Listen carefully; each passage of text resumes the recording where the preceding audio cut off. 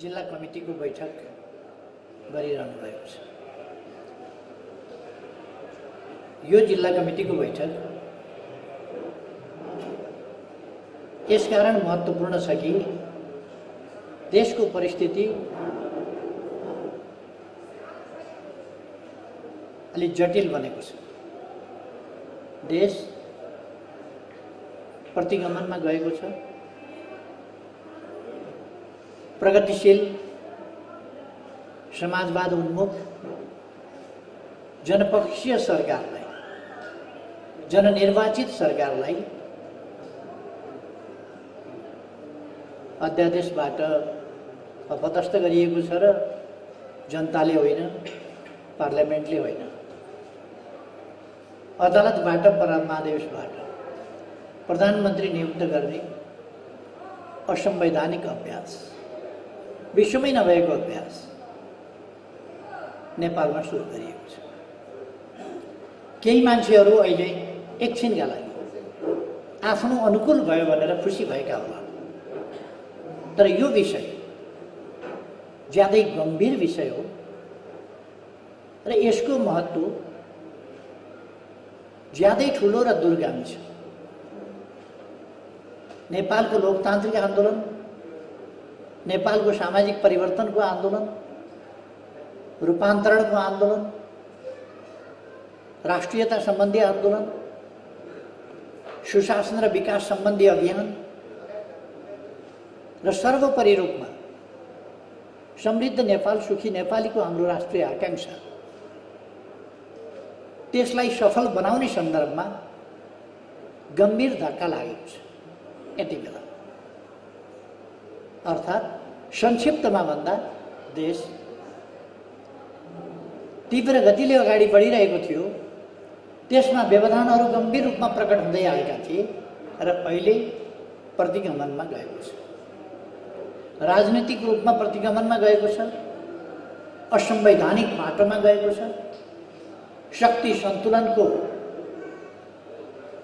सन्तुलन र नियन्त्रणको स्थिति गम्भीर रूपमा खलबलिएको छ र लोकतान्त्रिक प्रणाली, बहुदलीय प्रणाली, व्यवस्था, यी सबै कुरालाई गम्भीर चुनौतीको स्थितिमा पुर्याएको छ। यो कसरी जाने हो अब अगाडि भन्न सकिने अवस्था छैन। यस्तो अवस्थामा तपाईहरु यो जिल्ला कमिटीको बैठक बसिरहनुहुन्छ। म तपाईहरुलाई बहुतै प्रशंसा गर्न चाहन्छु र पार्टीको तर्फबाट सबैलाई, सिँगै पार्टीको तर्फबाट र मेरो तर्फबाट पनि धन्यवाद भन्न चाहन्छु।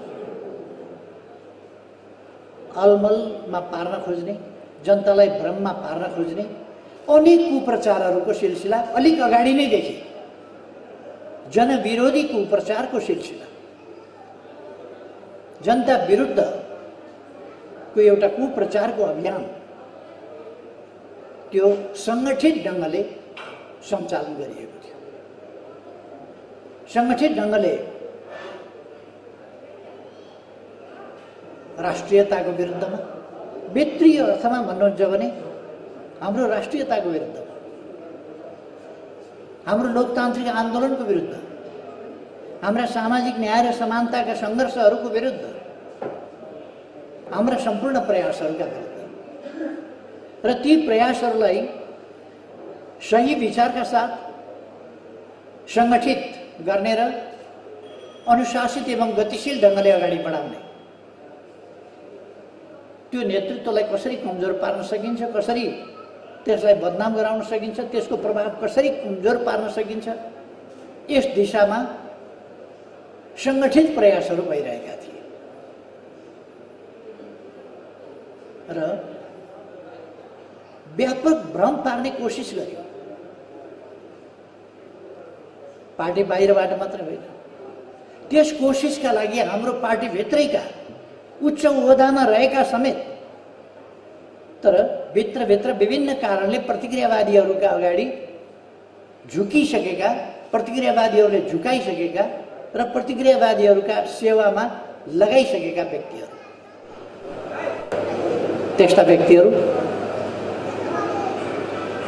समेत यो प्रतिगमनको अभियानमा सामेल भए र सबभन्दा अग्रभागमा बसेर भूमिका खेले र नेकपा एमालेको सरकार ढाले। त्योभन्दा अगाडि पार्टी फुटाए। पार्टी फुटाउने लगभग 2/3 स्थितिलाई बहुमत नभएको स्थितिमा पुर्याइदिने र त्यसपछि प्रतिक्रियावादी शक्तिहरूसँग मिलेर एमालेको सरकार ढाल्ने, एमालेको सरकार ढाल्न नाङ्गो ढङ्गले प्रतिक्रियावादीहरूसँग मिल्ने, यस्ता प्रयासहरू भए। ती सबै प्रयासहरूको अवस्थामा र एमालेको सरकार ढालेर दक्षिणपन्थी सरकार बनाएर तैपनि लोकतन्त्र बचायौँ भन्ने, संविधानको रक्षा गऱ्यौँ भन्ने निर्लज्ज भ्रमहरू फिजाइरहेका बेला तपाईहरू अत्यन्तै स्पष्टताका साथ ती भ्रमबाट मुक्त भएर स्पष्टताका साथ दृढतापूर्वक एकजुट रहनुभएको छ र अगाडि बढ्न कम्मर कसेर लाग्नुभएको छ। पार्टीको रक्षाको पक्षमा, आन्दोलनको रक्षाको पक्षमा, देशको हितको रक्षाको पक्षमा, राष्ट्रियताको रक्षाको पक्षमा यो कुरा अत्यन्तै प्रशंसायोग्य छ। त्यसै कारण मैले सुरुमै भनेको हुँ, म तपाईहरूको प्रशंसा गर्न चाहन्छु, तपाईहरूलाई धन्यवाद भन्न चाहन्छु कि यति भ्रम फिजाउने प्रयासका बावजुद तपाईहरू स्पष्ट हुनुभएको छ। हामीले एकीकरण गर्यौँ। एउटै अहिलेको स्थिति के हो पार्टीको र हाम्रो आन्दोलनको स्थिति के हो भन्ने कुरा ईश्वर कमलले अलिकति स्पष्ट पारिसक्नुभयो होला भन्ने लाग्छ। हामीले पार्टीलाई एकीकरण गर्यौँ। अन्तिममा नेकपा एमाले र माओवादी केन्द्र मिलायौँ।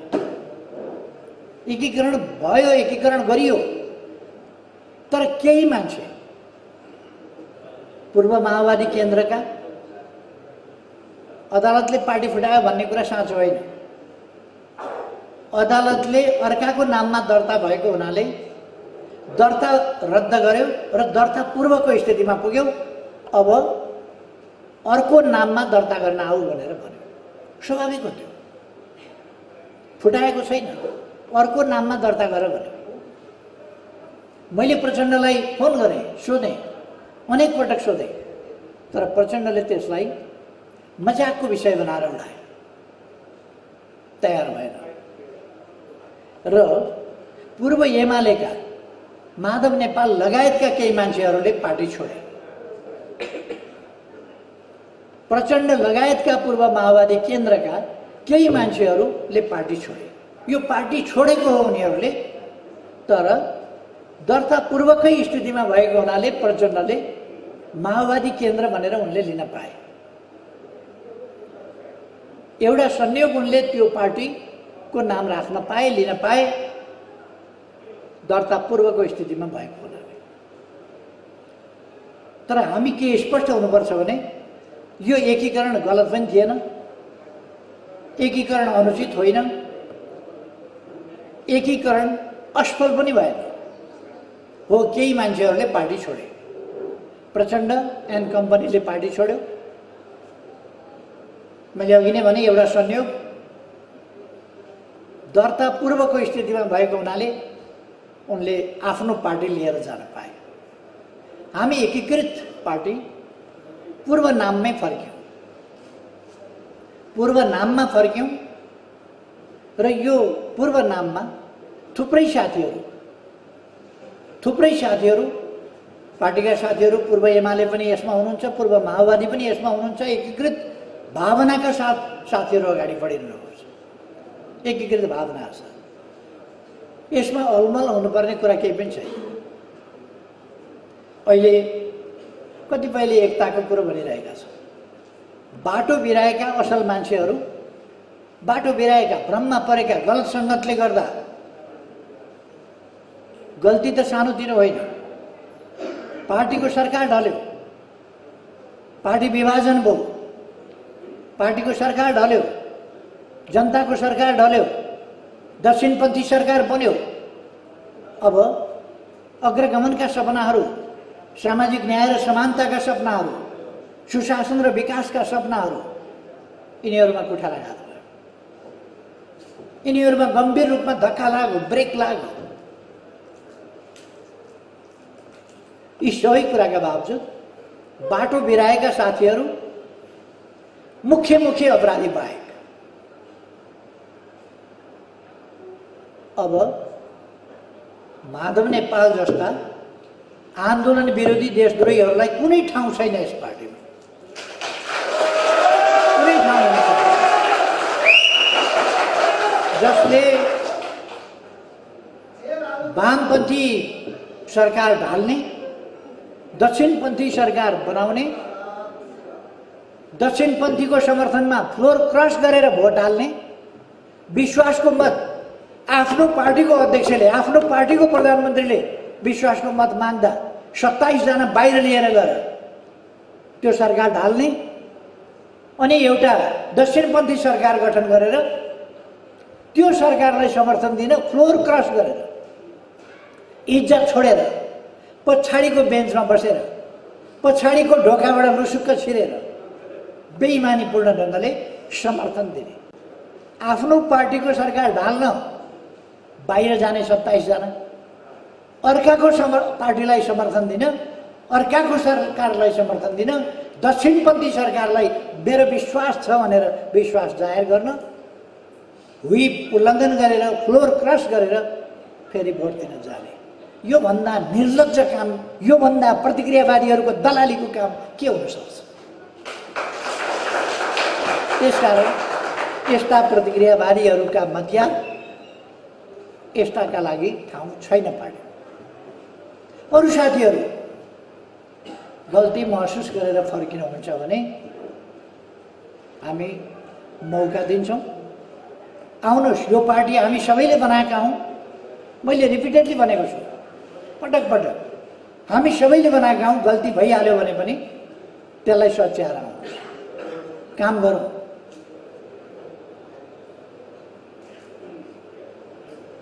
अहिले पनि साथीहरूसँग कुरा भइराखेको छ कतिपयसँग।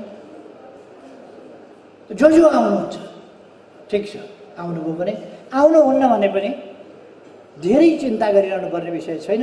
जो आउँदैन, समय छुट्दैन, मान्छे छुट्छ। समय त अगाडि बढिराखेको हुन्छ, मान्छे मात्रै छुट्छ। त्यसकारण हामीले त्यसमा आत्तिनुपर्ने विषय हुँदैन। मैले साथीहरूलाई धन्यवाद किन दिएको भने यस स्थितिमा आन्दोलनलाई पहिलेभन्दा अझ सशक्त ढङ्गले बढाउन कमरेडहरू उच्च मनोबलका साथ लागिरहनु भएको छ र हामी अझ उच्च मनोबलका साथ अगाडि बढाउन सक्छौँ आन्दोलनलाई। हामीले पहिले 2/3 ल्यायो भने 2/3 कहाँ आएको थियो र? 138 चाहिन्थ्यो बहुमत ल्याउन, हामीले 121 ल्याएको होइन। 80 प्रत्यक्षमा 80 सिट, 165 मा 80 सिट र 110 मा 41 सिट समानुपातिक गरेर 121 सिट हामीले ल्याएका थियौँ। बहुमतका लागि 138 चाहिन्थ्यो। हामीसँग बहुमत आएको थिएन। अबको निर्वाचनमा हामी बहुमत ल्याएर देखाउँछौँ। बहुमत ल्याएर किन देखाउँछौँ भने अब पार्टीमा खुट्टा तान्ने तत्त्वहरू छैन। अगाडि बढ्न खोज्यो खुट्टा तान्ने, अगाडि बढ्न खोज्यो खुट्टा तान्ने, उम्मेदवार उठाउन खोज्यो जुन चाहिँ नजित्ने खालको छ त्यसैलाई अगाडि सार्नुपर्छ भन्ने, जो पार्टीप्रति निष्ठावान छैन उसैलाई अगाडि सार्नुपर्छ भन्ने। यो अहिले चाहिँ फ्लोर क्रस गरेर शेरबहादुर देउवाका पछि पछि कुदेका र भोट हाल्न शेरबहादुरमाथि विश्वास छ भनेर कुदेकाहरू छन् नि, त्यस्तै तत्त्व, त्यस्तै तत्त्व, त्यस्तै सिफारिसबाट हामीले बाध्य भएर उम्मेदवारी दिनु परेको, पार्टी लागेर जिताउनु परेको, उम्मेदवारी दिएपछि जिताउनु पर्यो, त्यस्तै तत्त्व। म खुसी व्यक्त गर्न चाहन्छु। यत्रो दुनियाँ, देश दुनियाँ लाग्दाखेरि पनि हाम्रो संसदीय दल फेरि पनि मजबुत छ।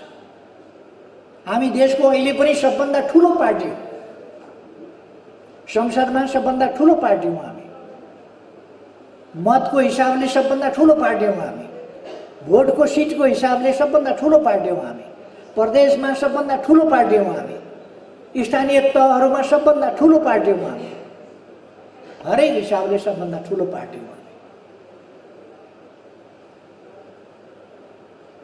अब यस पार्टीले आगामी निर्वाचनमा आफ्नो सशक्त हैसियत विजयका साथ देखाउनु पर्नेछ।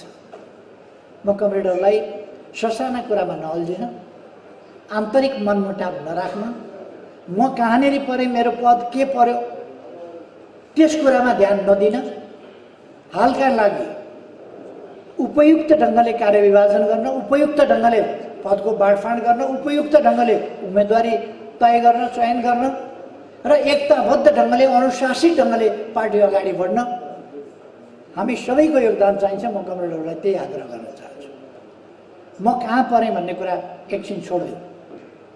हामी अहिले एउटा अत्यन्तै चुनौतीपूर्ण, इतिहासमा यति ठुलो चुनौती हामीले बहुमत ल्याउनु पर्नेछ। त्यस्तो बेलामा हामीले सबभन्दा धेरै फल्नु पर्नेछ, त्यति बेला हाम्रा जरा काटिरहेको छ। जति बेला हामीले सबभन्दा बढी फल्नु पर्नेछ ल सबै हो, त्यति बेला हाम्रा हाँगा काटिरहेका छ। यस्तो बेलामा हामीले सानातिना कुराहरूमा अल्झिने होइन। हामी एउटा महान उद्देश्यमा छौँ, हामी सत्यमा छौँ। हामीले समृद्ध नेपाल, सुखी नेपालीको राष्ट्रिय आकाङ्क्षालाई आफ्नो मूल मन्त्र बनाएर हिँडेका छौँ। विकास, हामीले कसरी विकासको रफ्तार चलायौँ त्यो कुरा साथीहरूले देखाउनुहोस्। त्यसकारण अब हामीसँग जनताका बिचमा जाने सामग्री छैन, कुरो छैन, भन्ने कुरो छैन, अवस्था त्यस्तो होइन। हामी कुनै ठाउँबाट यो ठाउँमा उभिएर तपाईँ कसैसँग कुरा गर्दै हुनुहुन्छ भने हो त्यही ठाउँबाट देखिने गरी तपाईँले भन्न सक्नुहुन्छ यो विकास हुँदैछ। कहाँ विकास भयो भनेर कसैले सोध्यो भने त्यहीँबाट यता हेर्नुहोस् त्यहीँको विकास देखाइदिनुहोस्, यता हेर्नुहोस् त्यहीँको विकास देखाउनुहोस्, यता हेर्नुहोस् त्यहीँको विकास देखाउनुहोस्। त्यसरी विकास देखाउन सकिने गरी हामीले विकास गरेका छौँ। जतासुकै हेरे पनि विकास देखाउन सक्ने गरी देशभरि बाटा, घाटा, पुल, नदी नियन्त्रण अथवा आइटीको सेक्टर हामी भन्न सक्छौँ। तपाईँको मोबाइल निकालेर हेर्नुहोस्, त्यहाँ तपाईँले डिजिटल नेपालको रूपरेखा त्यहाँ देख्न सक्नुहुन्छ। तपाईँको जमिनको किता कुन हो तपाईँको मोबाइलमा हेर्नुहोस्। तपाईँको जमिनको माटोको गुणस्तर कस्तो छ त्यो तपाईँको मोबाइलमा हेर्नुहोस्। अरू तपाईँले के तिर्नुपर्छ, कहाँ कहाँ के बुझाउनुपर्छ, के नवीकरण गर्नुपर्छ तपाईँको मोबाइलबाट गर्नुहोस्। त्यो आधुनिक जमानामा हामीले डिजिटल नेपाललाई उठाउँदै लागेका छौँ। यस्ता थुप्रै कुरा, मेरो एप्स, अरू थुप्रै कुराहरू, यसबाट हामी अगाडि बढेका छौँ। पूर्वाधारको विकास भौतिक पूर्वाधारको मात्रै होइन, बाटाघाटा, बिजुली, पुल, खानेपानी जस्ता कुरा मात्रै होइन, टेलिफोन जस्ता कुरा मात्रै होइन, शिक्षा स्वास्थ्यका कुरामा हामी त्यत्तिकै अगाडि बढेका छौँ। कोभिड आउँदाखेरि हामीसँग स्वाब टेस्ट गर्ने एउटा परीक्षणशाला थिएन, हङकङ पठाएर गर्नु परेको थियो। अहिले देशभरि हामीलाई आवश्यकता पर्ने जति टेस्ट गर्ने ल्याबहरू हामीसँग छ। अरू अनेक प्रकारका टेस्टका ल्याबहरू स्वास्थ्य क्षेत्रमा विकास गरेका छौँ। एकै दिन 396वटा साना हस्पिटलहरू, 5 बेड, 10 बेड र 15 बेडका साना हस्पिटलहरू 396वटा एकै दिन हामीले देशभरि शिलान्यास गर्यौँ। हामीले एकैचोटि 210वटा रणनीतिक सडकहरू एकै दिन शिलान्यास गर्यौँ। 210वटा रणनीतिक सडकहरू निर्माण धमाधम भइरहेको छ। हामीले नयाँ सोच र नयाँ नयाँ विकासका अभियानहरू ल्याएका छौँ। अहिले सडकमा बालबालिका छैन।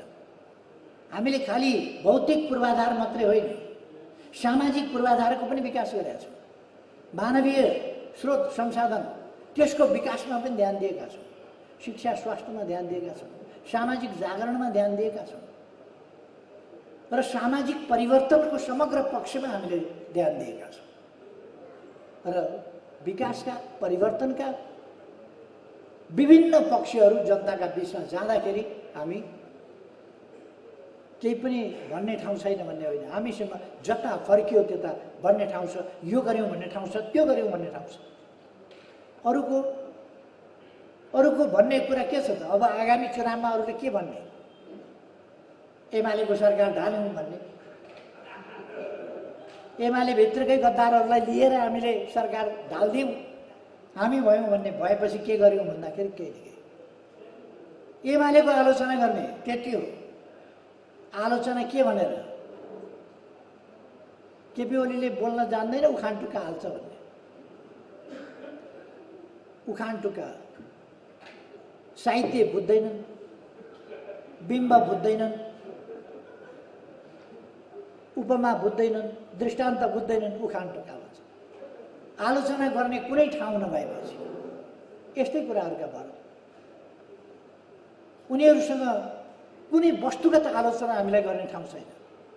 तर पनि जसो तसो आलोचना गर्नु परेको छ। म यो गर्छु, हामी यसो गर्छौँ भन्ने उनीहरूसँग कुनै ठाउँ छैन, कुनै भिजन छैन। के गर्छन् उनीहरू? रेल भने मैले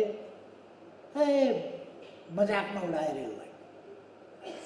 तर अहिले त रेल त किनेर ल्याइएको छ त, 2टा रेल अब चल्दैछ त। अहिले कोभिड भएको हुनाले नचलाएको मात्रै हो, रेल त चल्दैछ त।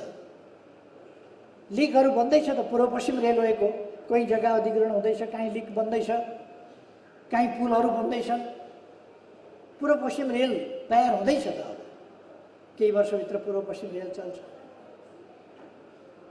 अन्तर्राष्ट्रिय विमानस्थल विकासका कुराहरू थिए, अनि भैरवा हामीले विकास गऱ्यौँ त। अब त सोझै अन्तर्राष्ट्रिय विमानहरू आएर भैरवा विमानस्थलमा बस्ने र उड्ने गर्छन्। थियो पर्यटनको विकासका गफ गर्नु एउटा कुरा हो, तर व्यवहारमा के भयो? हामीले त्यसलाई वास्तविक रूपमा लग्यौँ। विश्वभरिका हिन्दूहरू अर्को वर्षबाट राम जन्मभूमिमा लाइन लागेर आउनेछन्। त्यहाँ 10औं लाखको मेला लाग्छ। हामीले 100 बिघा अहिले 100 बिघा जमिन छुट्याएका छौँ। 100 बिघा जमिन भनेको 1300 रोपनी। त्यतिमा चाहिँ मान्छे आट्लान् कि भन्ने एउटा मोटामोटी अनुमान होइन भने छेउमा जङ्गल छ, त्यतिपट्टि जङ्गलका आसपासमा पनि हटाउला। एउटा ऐतिहासिक तथ्य हामीले त्रेता युगका राम कहाँ जन्मिएका थिए भन्ने कुरा मान्छे अल्मलिएका थिए, बिर्सेका थिए। हामीले कहाँ जन्मिएका थियौँ भनेर त्यहाँ किलो ठोक्दियौँ। अहिले यहाँ जन्मिएका थिए।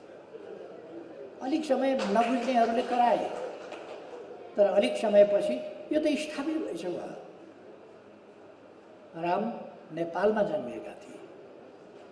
इतिहासले कसैले कुनै तथ्यले काटोस् त, शास्त्रले काटोस् त यो तथ्यलाई? त्यो सक्दैन।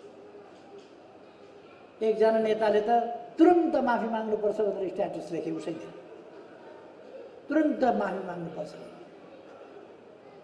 डर लाग्यो उनलाई, राम नेपालमा जन्मियो भन्यो अब के हुने हो भनेर। अनि साँचो कुरा बोल्दा डराउने हो र? साँचो कुरा बोल्दा डराउने होइन, अध्ययन गरेर तथ्य प्रमाण लिएर बोल्नुपर्छ, बोलेर त्यसलाई साबित गर्नु। अहिले अयोध्यापुरीमा राम लक्ष्मण सीता हनुमानको मूर्तिहरू स्थापना भइसकेका छ। अब भव्य मन्दिर त्यहाँ निर्माण हुँदैछ। यो इतिहासको कुरा हो। केहीले कम्युनिस्ट भएर धर्मका पछि कुद्यो भने हामी इतिहास, हाम्रो संस्कृति, हाम्रो संस्कार, हाम्रो सनातन, हाम्रा संस्कृतिहरू, विभिन्न प्रकारका संस्कृतिहरू छन्, तिनको संरक्षण गर्दैनौँ। हाम्रो इतिहासलाई हामी संरक्षण गर्दैनौँ। हाम्रा तथ्यहरू हामी अगाडि सार्दैनौँ। स्वाभाविक हो त्यो। मैले अहिले भन्ने गरेको छु, हाम्रा ऋषिमुनिहरू शिव यहीँका थिए। सबभन्दा सभ्यताको सुरुवात शैव्य सभ्यताबाट भएको थियो, यही ठाउँबाट भएको थियो। मैले त्यो भन्दाखेरि होइन भने संसारका कुनै धर्मशास्त्री, कुनै विद्वान कसैले त्यसको खण्डन तर्कयुक्त ढङ्गले गरोस् न। शैव्य सभ्यता यही भूमिबाट उत्पन्न भएको थियो, यहीँबाट भएको थियो। शिव यहीँका थिए, शैव्य सभ्यता यहीँको थियो। यहाँबाट धेरै कुराहरूको उत्पत्ति भएको छ। अहिले म त्यता जान चाहन्न, त्यसलाई हाइलाइट गरेँ। ऋषिमुनिहरू कौशिक ऋषि, विश्वामित्र ऋषि, वाल्मीकि ऋषि, सबै ऋषि यहीँका थिए। त्रेता युगमा शास्त्रको बारेमा, दर्शनको बारेमा जनकपुरमा छलफल हुने गर्थ्यो। यो तथ्यलाई हामीले उजागर गर्न जरुरी छ। हाम्रो भूमि, यो भूभाग त दुनियाँको चेतनाको उद्गम स्थल हो, ज्ञानको उद्गम स्थल हो, विकासको, सभ्यताको, संस्कृतिको उद्गम स्थल हो। त्यसकारण हामीले गर्व गर्नुपर्छ, अत्यन्त गर्व गर्छ। यो देश ठुला ठुला चिजहरूको देश हो। विश्वको सर्वोच्च शिखर यही हुन्छ, सगरमाथा। सबभन्दा ठुलो जनावर हात्ती यही हुन्छ। ठुलो अनौठो जनावर गैँडा यही हुन्छ। सुन्दर मयूर यही हुन्छ। डाँफे मोनाल यही हुन्छ। ठुला ठुला विद्वान, आविष्कारक, सन्त महन्त, ऋषि मुनि यही हुन्थे। अहिले बिचमा दुईतिर औपनिवेशिक दास्ताले गर्दा र नेपालमा तानाशाही शासनको कारणले गर्दा यी कुराहरू पछाडि परे। अब हामीले अगाडि बढाउनु पर्ने छ यी कुराहरूलाई। नेपाल अलिकति सानो हो, तर चीन र भारतको बिचमा भएकोले सानो भएको हो। यो दुनियाँको 40औं देश हो। 194वटा देशमध्ये यो 40औं देश। यो सानो देश होइन र यसको विश्वका लागि ठुलो योगदान छ। यस देशको 70% हिमाल छ। वातावरणको लागि 70% हिमाल छ डेडिकेटेड, प्रकृतिले छुट्याएको। 45% जमिन जङ्गलका लागि हामीले छुट्याएका छौँ। प्रकृतिका लागि, वनस्पतिका लागि, वन्यजन्तुका लागि, इकोसिस्टमका लागि, वातावरणका लागि हामीले छुट्याएका छौँ 45%। मान्छेले छुट्याएको 62% जम्मा जमिन वातावरण र इकोसिस्टमका लागि हामीले छुट्याएका छौँ। हाम्रो देशले छुट्याएको छ र 38% जमिन मात्रै हामी बसोबास, खेती, अरू ढङ्गले उपयोग गर्छौँ। र यी कुराहरू म किन भनिरहेको छु भने हाम्रा सम्भावनाहरू साह्रै धेरै छन्। यति पुराना मन्दिर विश्वमा कहीँ भेटिँदैन। यति पुरानो कला विश्वमा कहीँ भेटिँदैन। कलाको यति विविधता विश्वमा कहीँ भेटिँदैन। संस्कृतिको यति विविधता, यो विविधता हाम्रो सम्पदा हो, यो झगडाको विषय होइन। त्यसकारण हामीले अब गर्नुपर्ने यो विविधतालाई, यी विभिन्न प्रकारका सामाजिक लगायतका विविधता छन्, यिनीहरूलाई हाम्रो सम्पदाको रूपमा, हाम्रो राष्ट्रिय पुँजीको रूपमा लिएर राष्ट्रिय एकतामा बल दिँदै सबै एकजुट भएर देश विकासको काममा लाग्नुपर्ने अवस्था छ। यो काम अरूले गर्न सक्दैन। यस सम्बन्धी भिजनहरूसँग छैन। अरूलाई हाम्रो विगत, हाम्रो इतिहास त्यसरी अध्ययन गरेका छैन। आजको स्थिति के हो र यस स्थितिबाट कसरी अगाडि देशलाई लान सकिन्छ, त्यो अरूले अध्ययन गरेका छैन। त्यसकारण म के भन्न चाहन्छु भने हाम्रो पार्टी यसमा स्पष्ट छ। आजको स्थिति, यसबाट कसरी अगाडि जान सकिन्छ र देशलाई द्रुततर गतिले कसरी विकास गर्न सकिन्छ। विश्व ब्याङ्कले हामीलाई यो उदाउँदो तारा हो, विकासको सन्दर्भमा नेपाल एउटा उदाउँदो तारा हो भनेर किन भन्यो? यो तीव्र गतिमा विकास 3 वर्षमा हामीले जुन विकास गर्यौँ, त्यो देखेर विश्व ब्याङ्कले भनेको राइजिङ स्टार भनेर। युनेस्कोले हामीले शिक्षा क्षेत्रमा गरेका, अरू क्षेत्रमा गरेका विकासहरूलाई लिएर प्रशंसा गरेका छौँ। अरू थुप्रै सूचकहरूमा हामी अगाडि आएका छौँ। हाम्रो देश अल्प विकसितबाट विकासशील देशमा स्तरोन्नतिका लागि सिफारिस भएको छ संयुक्त राष्ट्रसङ्घ। त्यसकारण हामी तीव्र ढङ्गले अगाडि बढिरहेका छौँ। यति हो, बढी भए 1.5 वर्ष, बढी भए 1.5 वर्षका लागि हाम्रो विकासको गतिलाई धक्का पुर्याएका छन्। हामीले तयारी गर्नुपर्दछ। अब यो 1.5 वर्ष धक्का खाएको कुरालाई अर्को 5 वर्षमा पुरा गर्ने गरी कुनै प्रतिक्रियावादीको मतियार निस्किएर बिगार्न नसक्ने गरी अहिलेदेखि तयारी गर्नुपर्दछ र हामीले बहुमतको सरकार ल्याएर देशको विकास गर्ने बाटो हिँड्नुपर्दछ। त्यसका निम्ति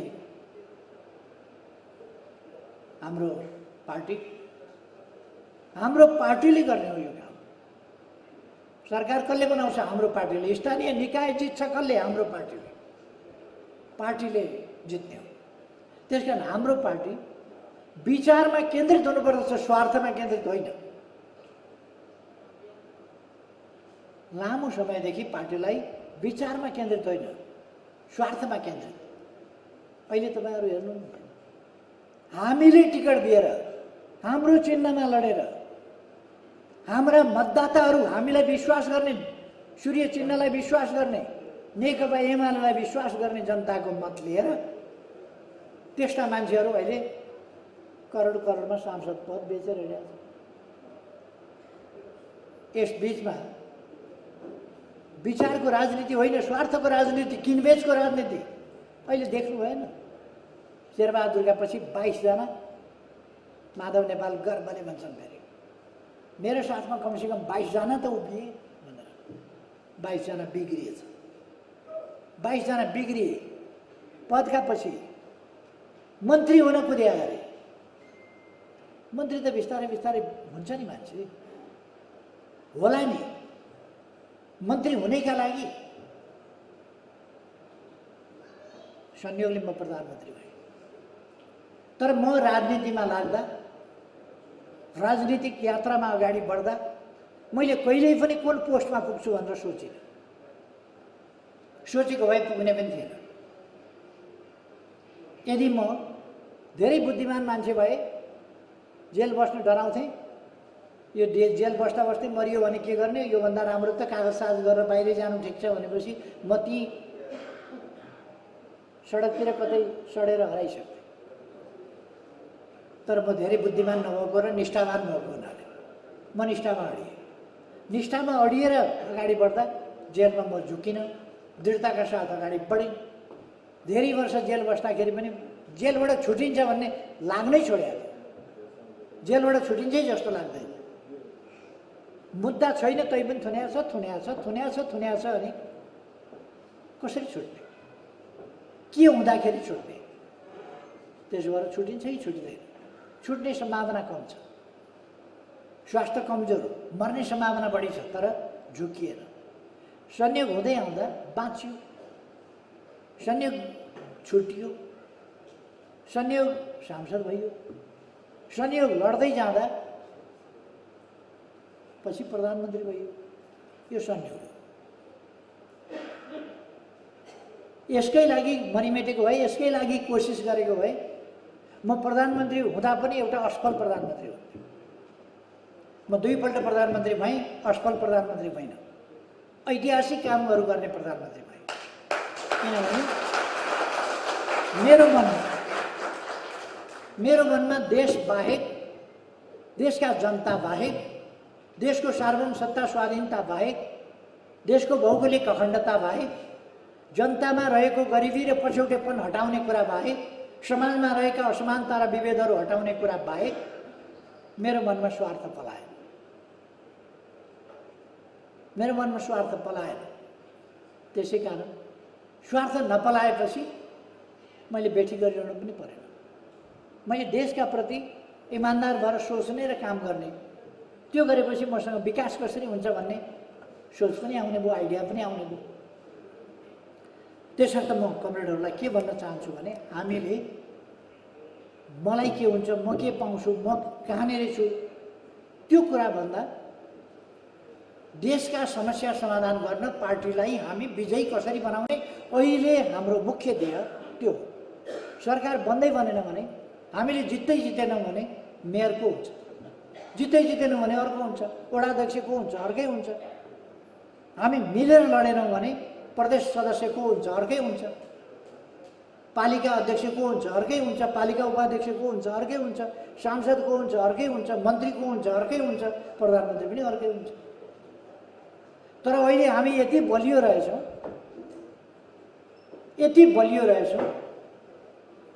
कतैबाट पराजित, वर्षौँसम्म लागेर, वर्षौँसम्म लडेर कतैबाट ढाल्न त के हल्लाउन नसकेपछि अनि परमादेशबाट फलनालाई हटाइएको छ। यो त करेसाबारीको झगडा जस्तो, यतिदेखि उता चाहिँ तिम्रो, यतादेखि यता नक्सा यस्तो भनेर करेसाबारीको मुद्दा छिने जस्तो, यो यताको यो यताको। अनि हामी 121 भोट ल्याउने, राम्रैसँग हाम्रो बहुमत छ। त्यस स्थितिमा हाम्रो 121, अरूको जसपाकै 20 सिट, दुईटा अरू साथीहरूले दिन्छन्, 143 सिट हाम्रो पक्षमा छ। यस्तो बेलामा केही जाली कृत्य फटाएर प्रतिक्रियावादीहरूका दलालहरूले एमालेको सरकार ढाल्नै पर्छ, काङ्ग्रेसको नेतृत्वमा बनाउनै पर्छ भनेर राष्ट्रपति कहाँ लेखेर दिए। त्यसले हामीलाई अलिकति अप्ठ्यारो पार्यो। त्यो अवैध हो, त्यो अनुशासनहीन हो, त्यो कारवाही गर्नुपर्ने विषय हो। अदालतले भन्छ कारवाही गर्न पाइँदैन, भुइँ पिलाउन पाइँदैन, फ्लोर क्रस गर्न मजाले पाइन्छ। कस्तो दलीय व्यवस्था हो। दलबाट चुनाव लडेर आउने अनि बिक्री भएर अर्कातिर जाने, यस्तो पनि व्याख्या हुन्छ त भयो। यही व्याख्या सधैँ चल्छ त। अब हामीलाई प्रत्यक्षमा कमसेकम हामीलाई 50 सिटभन्दा माथि चाहियो। हामीले आगामी निर्वाचनमा समानुपातिकतर्फ 50 लाखभन्दा बढी भोट ल्याउनुपर्छ, 50 लाखभन्दा बढी। थुप्रै साथीहरूलाई अचम्म लाग्ला, अचम्म मान्नुपर्ने कुरा छैन। जनता हाम्रो साथमा छ, हामीले काम गरेका छौँ, हामीले इमान्दारिताका साथ काम गरेका छौँ, अनि भोटका लागि हामीले भोट प्राप्त गर्न सक्छौँ। र कमसेकम हामीले 100 सिट, 100 सिट प्रत्यक्षमा ल्याउने गरी 50 लाख समानुपातिक भोट ल्याउने गरी। त्यसो गर्दा स्वाभाविक रूपमा हाम्रो 150, 55, 60 भोट सांसद पुग्न सक्छ। त्यसो भयो भने अब खराब तत्त्वहरू बाहिरिसके। खराब तत्त्व बाहिरिएपछि, बिकाउ माल बाहिरिएपछि हाम्रो एकजुट, एक ढिक्का हुनेछ संसदीय दल। त्यसो भएर आगामी सरकार हाम्रो हुन्छ, हामीले बनाउनुपर्छ र त्यो सुदृढ सरकार, भिजनरी सरकार हुनेछ, कर्मठ सरकार जसले देश बनाउने अभियानलाई दृढतापूर्वक सञ्चालन गर्छ, त्यस्तो सरकार हुनेछ। भरसक हामीले कोसिस गर्नुपर्छ, असम्भव छैन, दुईटै ल्याउने कोसिस गर्नुपर्छ। अनि माधव नेपाललाई के देखेर जनताले भोट हाल्छ होला भन्नुहोस् त? के देखेर भोट हाल्छ? अब पनि प्रचण्डलाई के देखेर भोट हाल्छ होला? समातेर ल्याएर यत्रो पार्टीको अध्यक्ष बनाएको थियो, बराबरको अध्यक्ष, पुत्रको उफ्रिएर चाहिँ एउटा टुक्रा,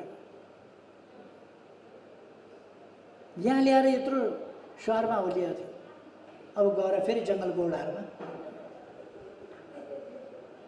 फेरि पस्यो ओडा। के देखेर जनताले भोट दिन्छ उनलाई? बिगार सिंह भनेर भोट दिने कि सपार सिंह भनेर? जहाँ गयो भत्कायो, जहाँ गयो भत्कायो, दिन्छ। अब नेपाली कङ्ग्रेसलाई के भनेर? अहिले त माधव र पञ्चालले दुईतिर पाखुरा समातेर लगेर कुर्सीमा राखिदिएको छ। आफ्ना बुताले त बस्या होइन नि, माधवले एउटा पाखुरो, प्रचण्डले अर्को पाखुरो समातेर लगेर कुर्सीमा थमाइदिएछ। कति दिन चल्छ? नेपाली कङ्ग्रेसले के देखाएर जनताका बिचमा जान्छ? अर्काले सरकार ढालिदिए भने म प्रधानमन्त्री, मलाई बनाए भने म बने भन्न जाने? जनताका बिचमा के भनेर जान्छ? अरूको त नाम नलिउँ, अरूको नाम लिइरहनै परेन, कसैको नाम लिइरहनु परेन। हामीले काम गरेका छौँ, भोट दिनुपर्ने कारण त्यो खडा गरेका छौँ। त्यसकारण हाम्रो साथीहरू आत्मविश्वासका साथ अगाडि बढ्नुहोस्, पार्टीलाई एकताबद्ध बनाएर अगाडि बढ्नुहोस्, गतिशील ढङ्गले अगाडि बढ्नुहोस्, आत्मविश्वासका साथ अगाडि बढ्नुहोस्। र एमाले हिँड्दाखेरि मात्रै पनि साइकल हिँडे जस्तो थाहा नपाइकन सुत्त जाने खालको होइन। कमसेकम एउटा अलिकति 12 मिटरको बस चले जस्तो गुइँ भएर चल्ने खालको आवाज चाहिँ हिँडो एमाले भन्ने भित्रै बसेर थाहा पाउनुपर्छ मान्छेले, बाहिरबाट एमाले हिँड्यो भन्ने। एमाले हिँड्दाखेरि अलिकति भुइँमा कम्पन आउनुपर्छ, हावामा अलिकति कम्पन आउनुपर्छ, भाइब्रेसन दिनुपर्दछ एमाले हिँड्दा। त्यस ढङ्गले एमाले आफ्नो गति लिनुपर्छ। अरूले जत्रा जुलुस निकालुन्, त्यो जुलुसलाई एमाले टुक्रै जुलुस बनाइदिनुपर्छ, किनभने त्योभन्दा एमालेको 10 गुणा ठुलो जुलुस हुनुपर्छ। साथीहरू अब अल्छी हुनुहुन्छ, मैदानमा हामी मैदानमा जान्छौँ। चुनाव सार्न सक्छन् हाम्रा डरले, कहाँसम्म सार्ने? चुनाव हामी गराएर छोड्छौँ, चुनाव गराएर छोड्छौँ, चुनावको मैदानमा ल्याएर छोड्छौँ र मैदानमा ल्याएर चुनावमा पछालेर छोड्छौँ। डर कत्रो, कति डराएका होला। केपी ओलीले गराएको चुनावमा हामी भाग लिँदैनौँ, किनभने 2/3 ल्याउँछ, भाग लिएर के गर्ने? कत्रो डर। त्यसै कारण केपी ओलीलाई प्रधानमन्त्रीबाट हटाउनु पर्यो, एमालेको सरकार ढाल्नु पर्यो, किनभने त्यसको नेतृत्वमा उनीहरू झल्झली सम्झिया छन् नि त। काङ्ग्रेस र माओवादीको संयुक्त सरकार थियो, हामीले चुनाव लड्दा तालमेल नै थियो। स्थानीय तहको निर्वाचन गर्दा तालमेलै भएका ठाउँमा हामीले सर्वाधिक भोट ल्याएको होइन, मत ल्याएको होइन, सिट ल्याएको होइन। अनि उहाँहरूकै नेतृत्वमा थियो त। पहिलो चरणको हुँदा प्रचण्ड प्रधानमन्त्री, दोस्रो तेस्रो चरणको हुँदा र संसदीय र प्रदेशको निर्वाचन हुँदा शेरबहादुर प्रधानमन्त्री। शेरबहादुर प्रधानमन्त्री भएका ठाउँमा हामीले 23 सिटमा सीमित गरिदिएको होइन काङ्ग्रेसलाई। 23 सिटमा, 165 मध्ये 23 सिटमा सीमित गरिदिएको। अब अहिले धेरै नभन्नु, फेरि तर्सिन्छ। नेपाली कङ्ग्रेसकै नेतृत्वमा चुनाव होस्, केही छैन। उनीहरू जस्तो डराएर हामी चुनावमा भाग लिँदैनौँ भन्ने होइन। चुनावमा भाग लिन्छौँ, चुनावमा भाग लिन्छौँ र जित्छौँ। हाम्रो रणनीति त्यो हो। साथीहरू त्यस हिसाबले चाहिँ दृढतापूर्वक लाग्नु होला। माथिको धेरै चिन्ता नगर्नु होला, माथिको धेरै चिन्ता गरिरहनु पर्दैन। हामी माथि ठिक ढङ्गले सम्हालिहाल्छौँ, माथि सम्हाल्छौँ। हामीले केही नभएको ठाउँबाट पार्टी बनाउँदै बनाउँदै बनाउँदै यहाँसम्म ल्याइपरेका हौँ। आज नेपाल व्यापी मात्रै होइन हाम्रो पार्टी, मैले भन्ने गरेको छु, नेपाली व्यापी यो पार्टी छ। जहाँ नेपाली पुगेका छन् त्यहाँ एमाले पुगेका छ। कुना काप्छ, एउटा नेपाली कुनै संसारको कुनै कुनामा पुगेको छ भने त्यहाँ एमाले छ। एउटा नेपाली कुनै कुनामा पुगेको छ भने संसारका कुनै पनि देशमा जानुहोस्, एमाले खोज्नुहोस्, हाजिर छ।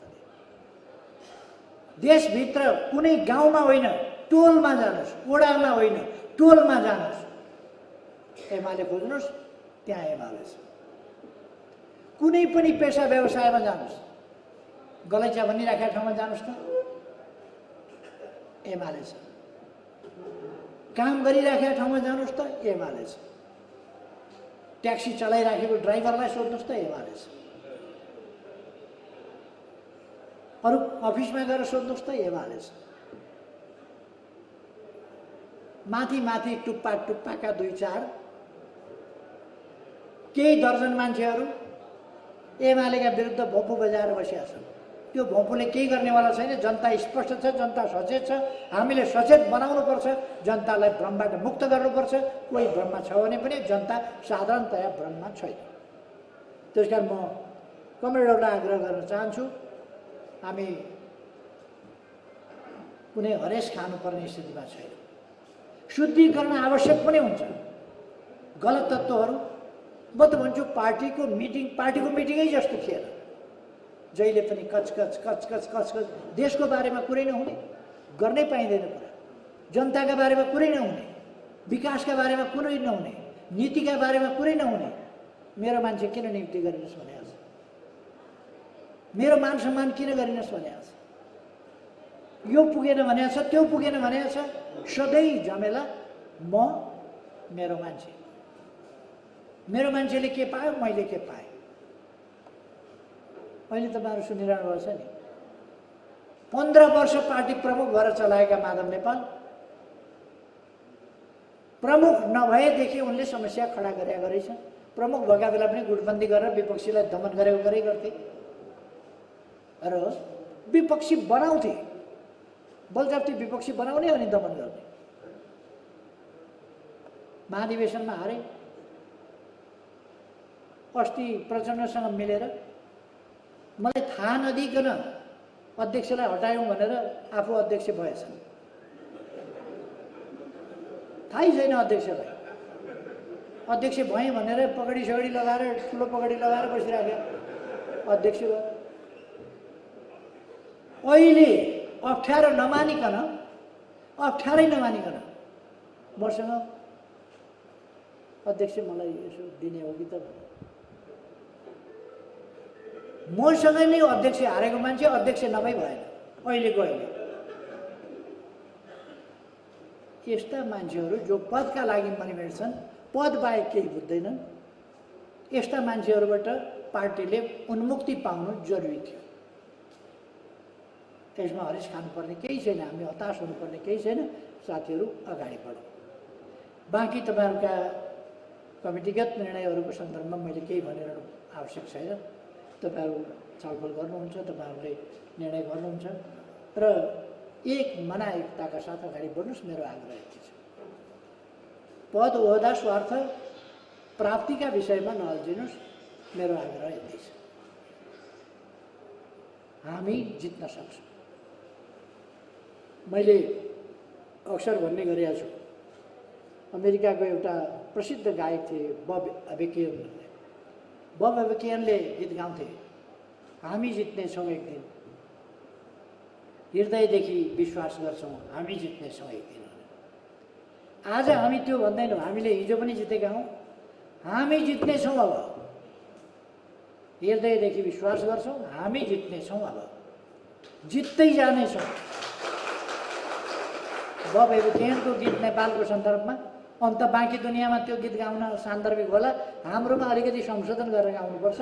हामी जित्नेछौँ एक दिन होइन, हामी जित्नेछौँ, अब जित्दै जानेछौँ। अब यो अलिकति संशोधन गर्नुपर्छ। हामीले पार्टी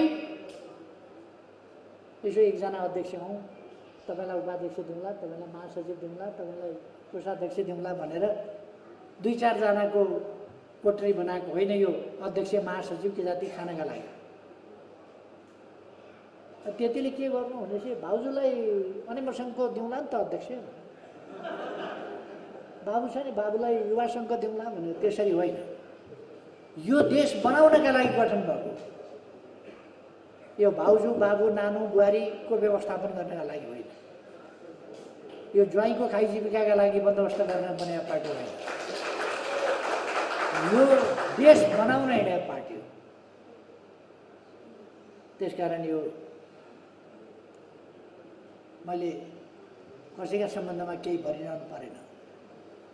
तर हाम्रो पार्टी अरूभन्दा पृथक छ। त्यसको उद्देश्य देश बनाउने हो, देशको गरिबी हटाउने हो, देशलाई पछौटेपनबाट मुक्त गर्ने हो, देशमा विकास ल्याउने हो, देशलाई आधुनिक नेपाल बनाउने हो, संसारको सबभन्दा सुन्दर, समृद्ध र सुखी देश बनाउने हो। सम्भव छ, सम्भव छ। इजरायल जस्तो बालुवाको देश त आज कृषिमा सबभन्दा अगाडि छ। हाम्रो जस्तो देश अगाडि हुन सक्दैन। अनि प्रविधि अरूले प्राप्त गर्ने, हामीले प्राप्त नगर्ने हुन्छ। हामी प्रविधिको विकास गर्छौँ, विकास नगरिसकेको प्रविधि आयात गर्छौँ र प्रयोग गर्छौँ। आफै प्रविधिको विकास गर्दै जान्छौँ। प्रविधिको विकास, विज्ञानको विकास, ज्ञानको विकास, सबै चिजको विकास सुरु यहाँबाट भयो। यो धरतीबाट सुरु भयो। त्यो धरती आज पछाडि अब यो मान्न सकिन्न। हामी सजग भएर अगाडि बढ्नुपर्छ, हाम्रा प्रयास केन्द्रित गर्नुपर्छ। सम्भव छ। त्यसकारण आत्मविश्वासका साथ अगाडि बढ्न म साथीहरूलाई हार्दिक आग्रह गर्न चाहन्छु। अरू धेरै मैले अहिले केही भन्नु छैन।